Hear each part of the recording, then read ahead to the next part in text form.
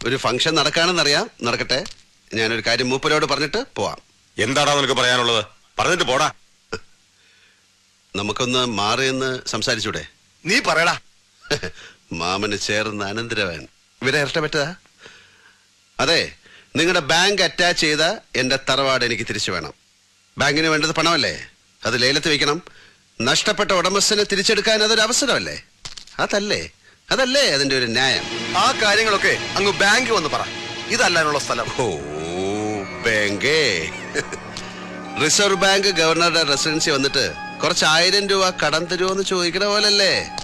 എടോ രാജേന്ദ്ര, ആ തുക്കണാച്ചി ബാങ്കിന്റെ ആഫീസിൽ കാർത്തികേയൻ വന്ന് പരാതി ബോധിപ്പിക്കൊന്നുമില്ല. കാര്യം മുണ്ടക്കൽ ശേഖരൻ നമ്പ്യാർക്ക് മനസ്സിലാകാനാ ഇവിടെ കയറി വന്ന് പറഞ്ഞത്. നമ്പ്യാരെ, ഈ കളി നമ്മൾ തമ്മിലാണ്. ന്യായം എന്റെ പക്ഷത്തും.